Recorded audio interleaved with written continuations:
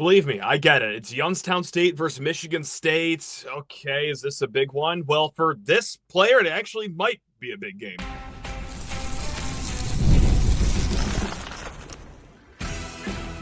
You are Locked On Spartans, your daily podcast on the Michigan State Spartans, part of the Locked On Podcast Network, your team every day.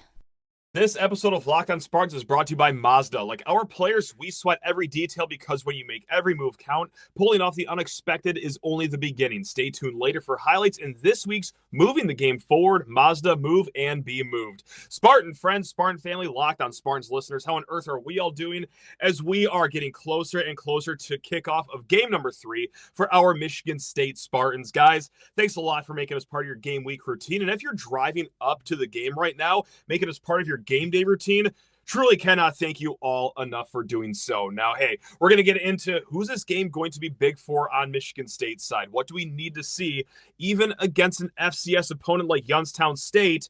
And by the way, can this team actually make this game spicy in East Lansing? We're going to talk about that in the first segment. Talk with Bob Hannon. He does play-by-play for the Youngstown State radio team in segment 2. And then at the very end, some basketball talk, some 5 best bets. We're going to try to get off the schneid from last week.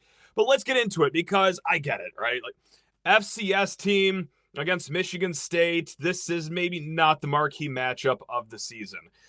Let me go ahead and knock on wood before we just go ahead and jinx that into oblivion. But guys, this is going to be an important game for one player that I have circled right here on my notes. And maybe you're going to agree with me too.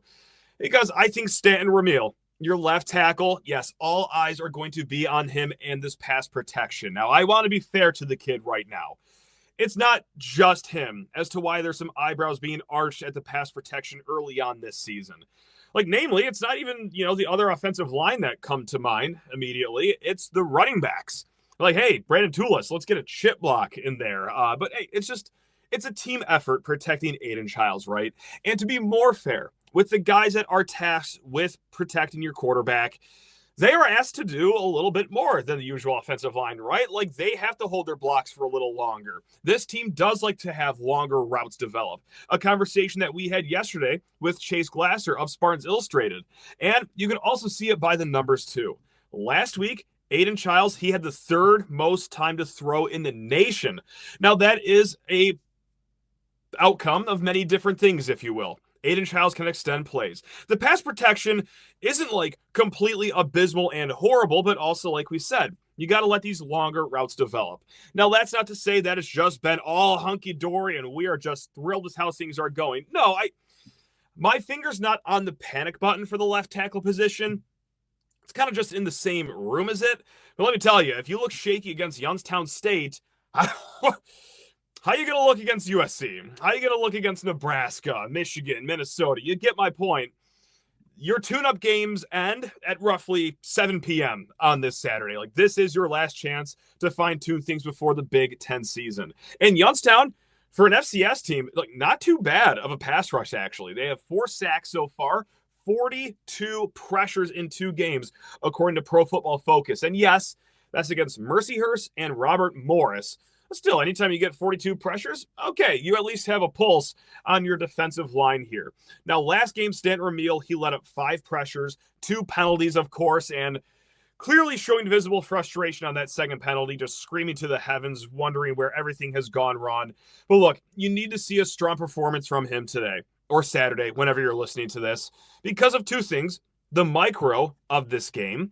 I mean, hey, again, like, Nick Marsh and Amari Kelly can have a field day against a defense like Youngstown State. No disrespect to the Penguins. We're going to talk very highly of them in a little bit here. But let's say that they're covered pretty well. Anything underneath, let's get the slot receivers activated here. Yeah, more blocking, more fun for the Michigan State offense. But also the macro of the season. Like I've said, this is the last tune-up that you're going to have here. The road is not going to get any easier. Now, unfortunately, for Stanton Ramil, unfortunately for this offensive line, it is a no-win situation. Like, if you do look good against the Penguins, no one's going to pop champagne for you. Like, that's probably how you should look against an FCS team. But if you do look a little shaky, and I'm not asking for a no-hitter to be pitched, I'm not asking for 0 pressures. We're going to have to see what this looks like. But if you struggle, Okay. And I still like Stanton. And that's not because, hey, he was on the show a few weeks ago. No, I really thought he came along really well to end last season as a redshirt freshman that came off the season-ending injury the year prior. It is a little bizarre that it's been this sluggish of a start for our guy Stanton Ramil. Now, what else we want to see? The secondary breakdowns have to get cleaned up. I mean, by all accounts, they were strong against Western Michigan, but last week, a lot of what seemed to be communication, if not alignment errors, that needs to be fixed. Yes, you were missing Nikai Martinez, one of your starting safeties. Malik Spencer had to miss about 20 snaps last game. And also, you included 90 new guys in the secondary room. I get communication breakdowns. Just cannot happen from this day forward. Your safety coach, James Adams, he spoke about it. He acknowledged it. And clearly that's going to be a talking point so far this week in practice. Tackling, you're going to want to see that buttoned up. They missed 11 tackles last week. And there's going to be a player here. It might be a little slippery to tackle, actually, on Youngstown State. But let's just talk about him right now. What are the expectations for this game? Look, there's no spread right now. I mean, very rarely will you see a spread for between an FCS and an FBS opponent. But S&P Plus, they are suggesting that Michigan State will win this game 36-16 with an 89% chance of victory. KFordRatings.com, they give you a 94% chance of a Michigan State victory. But look, can this game be spicy? I know that there are some runners out there before 5K, 10K, a marathon, what have you. They like to do a little lap. They like to get a little sweat on the body before they get to the starting line here. And hey, maybe you're a fan like that too. You want to feel a tightness in your chest before this game kicks off. You want to feel something. Well, let's talk about it. Maybe this game can be a little bit spicy. Let me be very transparent. Let me be very clear. I think and I expect Michigan State to win this game by multiple scores. But look, it's not like you're getting a Sleeping Beauty walking into this game. Youngstown's a solid squad. And guys, 6 FCS teams have beaten a Power 4 team since COVID, okay? So it has happened a handful of times in the last 4 years. Sacramento State over Stanford in 2023, Southern Illinois against Northwestern in 2022, Montana over number 20 ranked Washington back in 2021, East Tennessee State over Vanderbilt in 2021, Jacksonville State over Florida State in 2021, and Northern Arizona over Arizona in 2021. Now, since COVID, Michigan State has taken care of their FCS opponents. They've played 3 of them in the last 4 years. It's been 40-0 against Prairie View, 45-14 against Richmond, and then 2021 against this Penguin squad, 42-14. So yes, it has been sleepwalks. But let's talk about Youngstown because, again, they are decent. They are actually in the top 25 for the FCS rankings as of this week. They come in at number 25. And my goodness gracious, their quarterback, Beau Brungard.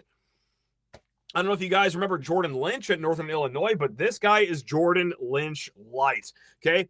Decent passer, solid enough, but on the ground, we'll say some stats here in a hot second, especially next segment with Bob Hannon of Youngstown State Radio. But in his game last week against Robert Morris, really made me think about myself. And no, not at a FCS football level. I'm talking about when I play in the backyard with my 2 sons, about to be 5 and about to be 2. But when I really want to turn it on with them, that's right, when I'm running the bases, when we're playing a fun little game of baseball and I don't want to get tagged, I will outrun those poor kids. That's right. That is what Beau Brungard looked like. He looked like he was running at 3 times the speed of anyone else on that field. He could lower his shoulder. He's a little slippery. So, again, Michigan State need to button up the tackling from last week. They also got a great target, Max Tomczak. He almost had 1,000 yards receiving last season, and he returns to Youngstown State. As we're going to learn with Bob Hannon here, Youngstown returned a lot of guys from last year, even in the day and age of transfer portal football. They got a big left tackle that might be somewhat of an NFL talent. And guys, like we said, their pass rush, really solid at the FCS level.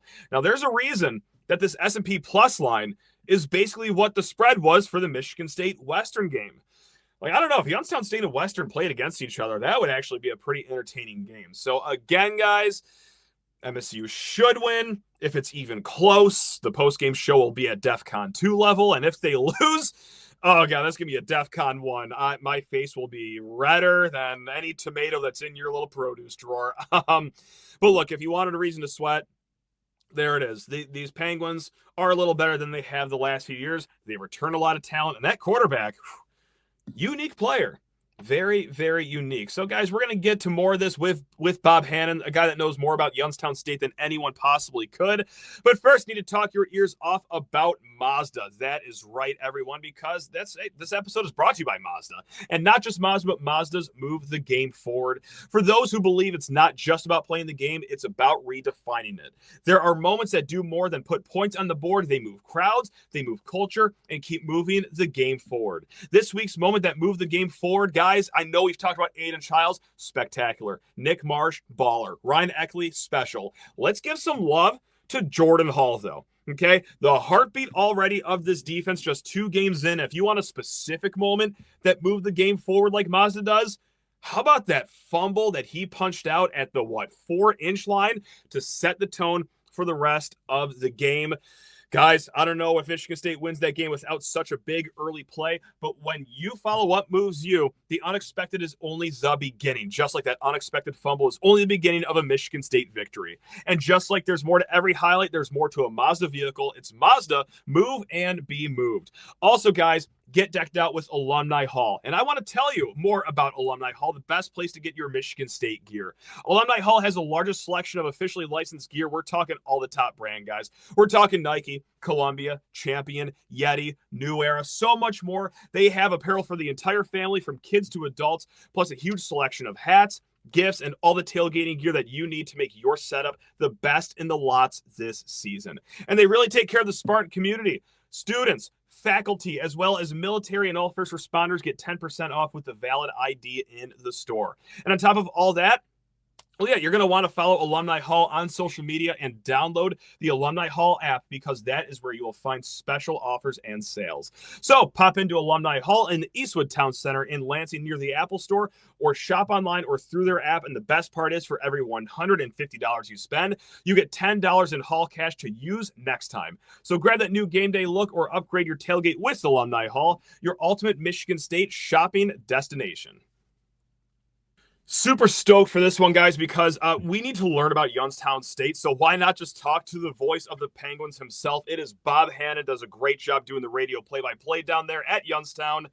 And Bob, before we talk about this Saturday's game, before we talk about games so far this season, let's take it all the way back to the summer. Youngstown State, they're voted to finish in the middle of the pack here in the Missouri Valley. They're coming off of a season where they didn't break 500. But now here you guys are, 2-0 in the top 25 for the FCS poll, coming in at number 25. Is this somewhat of a surprise for you? Is this something that the coaching staff kind of envisioned so far this season? Where are we at right now with how Youngstown has started their year so far? Well, Matt, thanks for the opportunity. We absolutely needed to be 2-0. Let's be candid. We need to beat Mercyhurst. We need to beat Robert Morris. Sure. You talk about a step up in class from those two teams to Michigan State. Yeah. So we're where we needed to be. Didn't look good at all against Mercyhurst. Struggled to move the football. Last week played much better. Touchdowns first 8 possessions against Robert Morris. Youngstown State has a proud history. Tradition going back to Jim Tressel, 4 national championships. Yep. So the expectation and goal is every year to make the playoffs, be an FCS playoff team. We didn't do that last year. I think this team has a chance. The first reason you mentioned going back to summer, we lost no players to the portal. That's unheard of. Outstanding. Right. That's crazy. And Max Tomczak, receiver, had opportunities to go to Northwestern. Other schools in the Big Ten wanted Max. Our left tackle, Desmil Lee, had an opportunity to go elsewhere. They all decided to stay. They committed to get this program back to the playoffs. I think we have a chance. I don't think we're ready to battle North Dakota State, South Dakota State for a league title. But this should be a 7 or 8 win team. And in FCS football, that's enough to get to the playoffs. And I want to highlight some individual players here. Of course, we're going to talk about the quarterback. But earlier this week, it came up on Twitter that the Chargers, like the LA Chargers, were in at Youngstown to were they looking at a few players? Was this just like a networking thing? Like, what NFL talent does Youngstown have right now that we should already be highlighting right off the bat here? Well, Matt, I'll go back to this summer. There were 12 scouts in, and I was talking to a scout from the Pittsburgh Steelers. The 2 players they're looking at the most, Max Tomczak, wide receiver, a guy they could see being a slot receiver in the NFL. Great hands, runs good routes, football family. His uncle, Mike Tomczak, played in the NFL, won a Super Bowl with the Bears in 1985. So Tomczak has a chance, but they're really looking, I think, mostly at our left tackle, Desmil Lee, 6'7", 325 pounds. grew up an hour away from Akron, Ohio. Des could be playing in the Big Ten. I'm not saying elite Big Ten, but he could be somewhere. But his mother wants him here. He only played 8 games, Matt, of high school football. And so he started playing football late. Oh, my God. Wow. But those are the two guys. I mean, he has a body of an elite left tackle. And he has some things he needs to work on. But I think those are the two guys the pro teams are looking at the most. And, of course, we got to talk about, the man that is just circled on everyone's game report when they are looking at the film here for Youngstown State. It is quarterback. Just by definition, quarterback, of course, he can throw the ball, but he's just Mr. Do Everything over there. Beau Brungard. Now, really quick, I just want to run down a quick resume here for Mr. Brungard. All Missouri Valley last year as an all-purpose player. He accounted for 28 touchdowns and more than 3,000 yards of offense. And, in just 2 games this year, hasn't really started off too slow here. 409 rushing yards already this season. Last game, he was the Missouri Valley Offensive Player of the Week. Set a conference record by rushing yards with a quarterback for 264 yards on just 10 carries. My God. First Youngstown State quarterback to rush for 4 touchdowns in a single game. Wow. That's my question. Wow. Matt, it was like a video game. It was like a video game. I mean, he averaged 26.4 yards a carry. The upside to Beau is he's still evolving as a passer, but running the football, tremendous speed. He's got great vision. And some of those runs were improvising. They weren't designed runs. I think where he's deceptive, he doesn't look like he has that kind of speed, but he just goes. And so he can run. He's made plays with his legs. We need to continue to see more of him throwing the football. As we start playing Michigan State and North Dakota State and South Dakota State, these teams are so good and well coached, they're going to take that run game away. Now, will they stop them completely? No, but you can't rely on your quarterback to exclusively run the football to beat good defenses. So I think we're going to have to get some help out of the run game. But Beau's a great player. His dad, quarterback here, won 2 national championships under Jim Tressel. Gotcha. So it is a nice dimension, and I think we've taken advantage by getting him out of the pocket, moving him on the perimeter, and giving him opportunities if the pass play breaks down that he can run and pick up good yardage. When I was watching the replay of Youngstown and Robert Morris, which, by the way, my God, you talk about clubbing a team over the head. That was a nice one for Youngstown State. Yeah, he's listed at 6 feet, a little over 200 pounds. I just thought he'd be this Rottweiler that would just, roll over his shoulder. And there is some of that to his game, but my God, it looked like every Robert Morris defender was running in molasses when he's got some deceptive speed to him. I mean, he's a really solid player. And look, you talk about he needs to refine himself as a passer, of course. He's not bad, of course. I'm not saying, but let's get on the same page here. It's nice to have this guy, Max Tomczak, that you referenced earlier here. And he returned nearly 1,000 yards receiving last year. Outside of Max, though, what weapons do us Michigan State fans need to keep an extra eye on? And more importantly, players on the Michigan State defense. Yeah, a couple transfers. Came in from Division II Slippery Rock, which is a Division II really good program. Yeah. Wide receiver, Mike Solomon. He gives us that big receiver, 6'3", about 210 pounds. Still learning the offense with a new offensive coordinator. But I also think Kai Wilson, transfer from Slippery Rock. He's a smaller receiver. But Kai can return punts, return kicks. He'll run the football. That jet sweep will line him up in the backfield. So I think Tomczak has more help at wide receiver this year with Wilson and Solomon. Luke Hensley is a senior. He didn't play last week with an injury. He's more of a Tomczak type. So I do think we're better equipped to get Tomczak some help at wide receiver this year than when we were last year. And how about defensively? What's the story there? I mean, returning a lot just like on offense as well?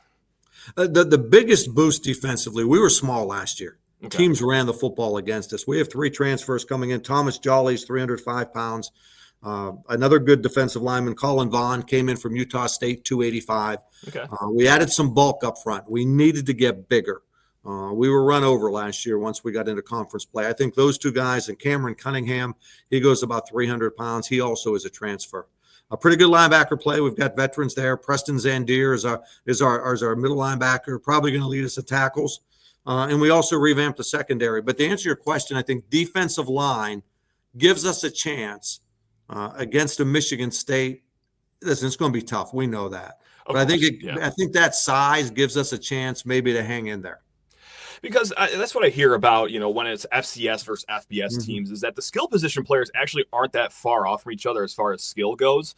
But it's the trenches where the differences are made. But that's a lot of weight that's coming to Youngstown State this Saturday, so not too shabby. But, just going back to the skill position players here, obviously, Nick Marsh, he could very well be playing on Sundays in the near future. Omari Kelly, I would certainly say that he's got a shot too. Any chance of containing these two guys? Are you that sold on the secondary just 2 games into the season yet, or is this going to be a tough one for the Penguins here? Matt, I think you nailed it. The coaching staff this week is clearly told the media we're concerned about their receivers. Yeah, understandable, right? Aiden Childs has improved, obviously. No interceptions.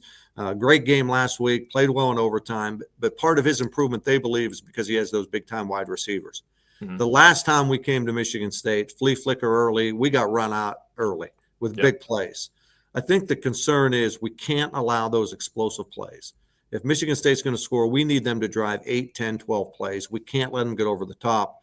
There's a big-time concern with those 2 wideouts, as you alluded to. And I think you're right. I'm not sure whether we can match up against them. We've seen nothing like that. And honestly, once we leave Michigan State, we may not see anything like that the rest of the year. But for Youngstown State to hang in there and have a chance to be in the game, we can't give up those big plays, and that is a worry.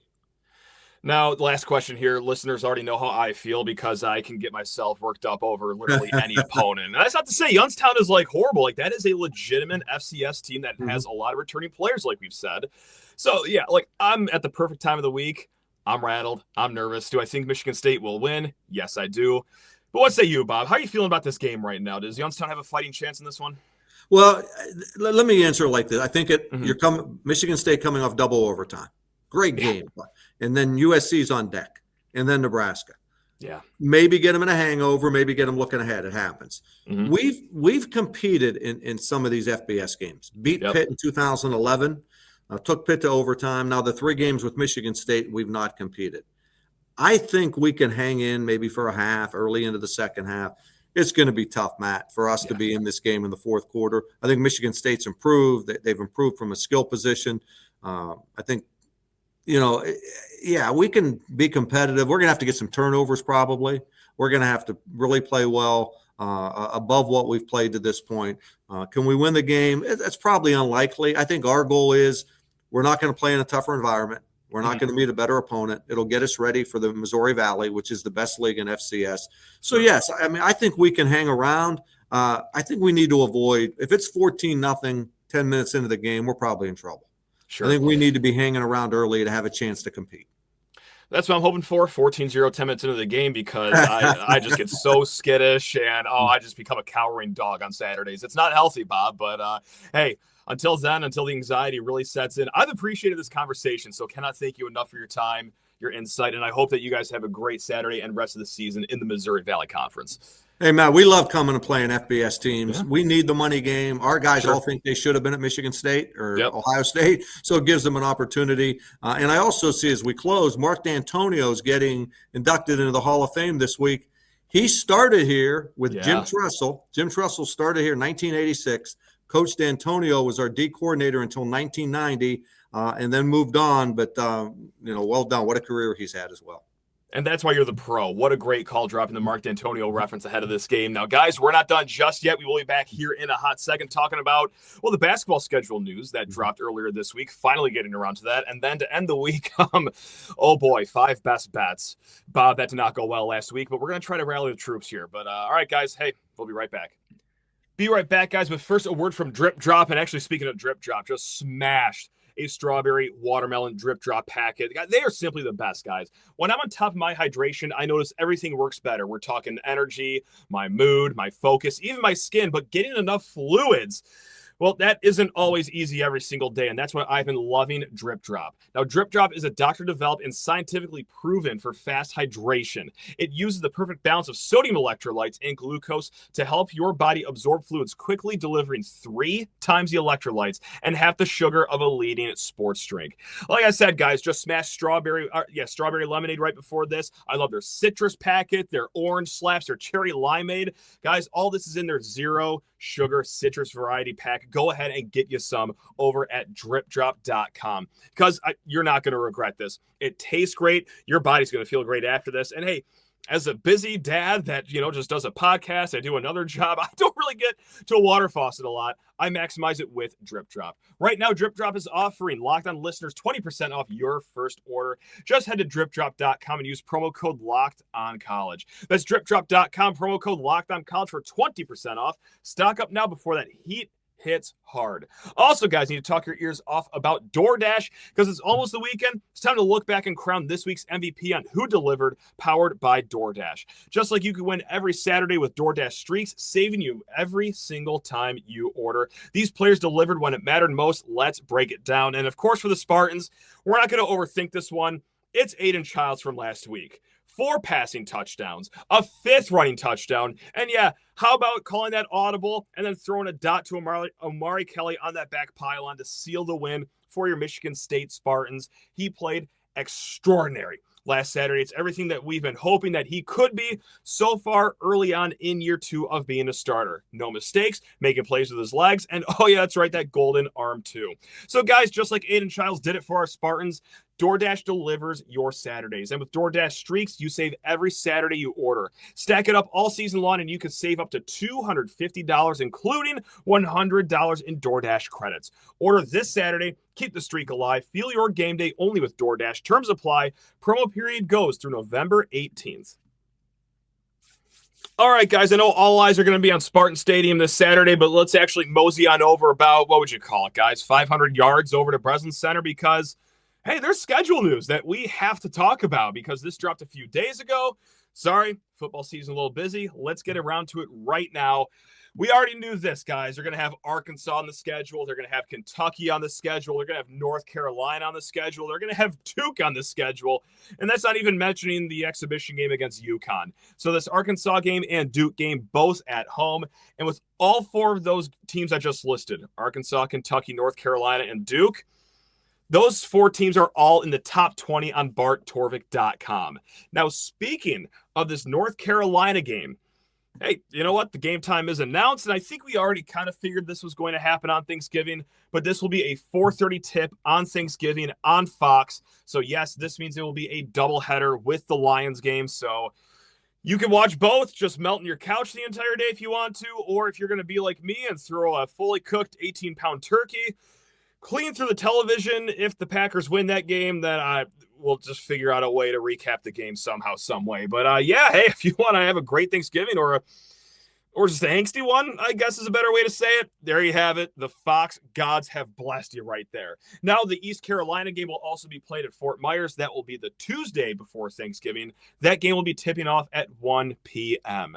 Now, outside of those bangers of non-conference games, let's talk about the full non-conference slate, because this is what we're looking at right now. And again, we know the Big Ten opponents. We don't know the dates just yet, although I would expect that news to drop at some point in the next week. So here are your other non-conference games for Michigan State basketball. Your exhibitions, the ones that don't count, Bowling Green and UConn. Okay, now we're going to kick off this season November 3rd against Colgate.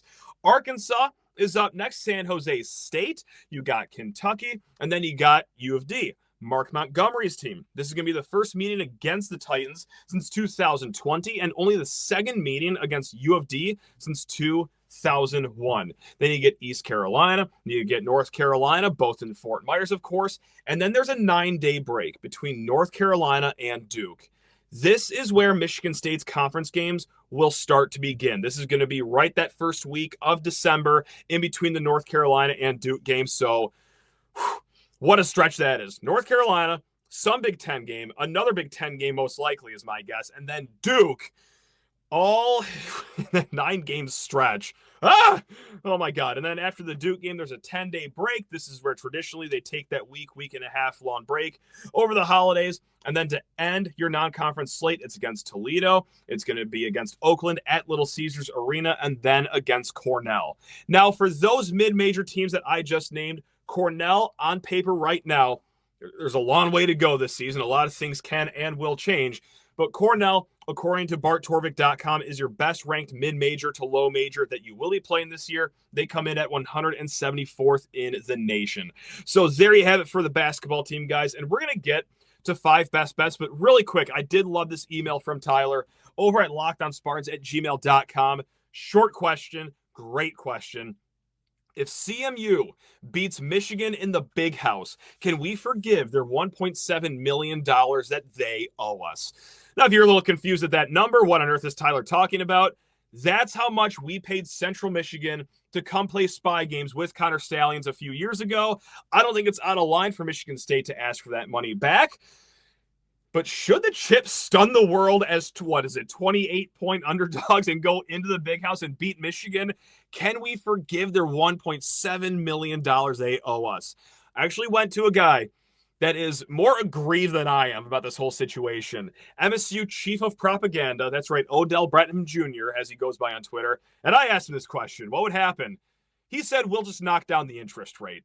Okay, I like that. If they beat Michigan, I would be generous enough to slash that in half to about, what would that math come out to? What's 1.7 divided by 2? This is a lot of math to do on the fly right now. $850,000. We'll call it even right there. But oh my goodness gracious, that would be entertaining. That'd be enough to make my Saturday, also provided that Michigan State does win their game against Youngstown. Guys, let's talk 5 best bets. And yeah, I've got some sins to atone for last week because we went 1-4. Now look, Iowa State minus 3.5 over Iowa. We were just a half point away there. Didn't get much better after that. Duke plus 3.5. That was a bet so bad that I probably should send FanDuel even more money. Texas minus 36.5 over San Jose State. Probably should have realized that, yeah, Arch Manning's shoulder is basically pulled pork at this point. And then Michigan State, Boston College. I thought that under 46.5 was a good idea. That did not even last 3 full quarters. The bet we did hit, under 59.5 for Arizona State at Mississippi State. So let's drive forward here. We are 4-6 on the season, so we're not completely drowning yet, but we need to get our head above water very, very quickly here. This week, we got Georgia Tech. That's right, the Fighting Jay Bats against Clemson. I don't like either side in this game. I do like under 51.5, though, for this contest. Tennessee, plus 4.5 against Georgia. I understand Tennessee is out both their starting corners. I understand that they got a big offensive lineman that could be missing this game, too. But I like the way that their offense is humming so far. I'm not entirely convinced in old quarterback Gunner over there for the Georgia Bulldogs just yet. I need to see a little bit more. But I do like this game being at Rocky Top. Give me the Vols in this one. I do enjoy under 49.5 in another big game, Notre Dame against Texas A&M. Texas A&M's quarterback play, it can be electric. It could also be a dud. I am very sold on the Notre Dame defense. Not so sold on the Irish offensive line just yet either, though. So I do like under 49.5 for a low-scoring game between the Irish and the Aggies. Florida. You looked horrible. You embarrassed yourself. Billy Napier, the most pre-fired man in the nation, is who we're riding with. That's right. Plus 7.5 as they go to Tiger Stadium against an LSU team who I think has the best quarterback in the nation. But I like Florida covering in this one. We're going to have a big bounce back for their guy, Billy Napier. And if I lose this one, that'll just be the dumbest I've ever felt about a bet, because who in their right mind would actually pick Florida?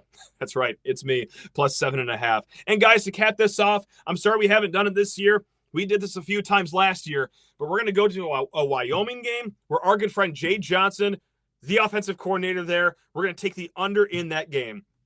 It's Utah traveling to Wyoming, under 47.5. That is an odd spot for a visiting team all the time. I'm expecting a low-scoring game. Well, obviously from Wyoming, they won't have any issue going below 20 points, but also Utah. It's an odd place to travel to. So, guys, there we have it. Georgia Tech versus Clemson, under 51.5. Tennessee plus 4.5 over Georgia, under 49.5 for Notre Dame versus Texas A&M. Florida Gators plus 7.5 against LSU, and then Utah at Wyoming under 47.5, guys. Let's do it. And let's also have a great weekend. Guys, I hope you have a fantastic time at the tailgate, at the game, or, hey, at home, at the bar, wherever you are watching. Let's have a great weekend. Let's mix in a water. The next time I see you guys, I'm going to try my best for Saturday night. I'm going to just let you into my life and be fully transparent. The missus, my lovely wife, God, for the first time in forever, she deserves this. She's going away this weekend. So it is me, solo dolo, both my children. We're going to see if bedtime can be cooperative with these guys. If it is a cooperative bedtime, we will see you on Saturday night. And if not, I'm going to see you guys sometime Sunday. But guys, hey, by the end of the weekend, you're going to see this face. You're going to hear this voice again, whether you like it or not. All right, guys, take care of yourselves. Love you all. Go Green.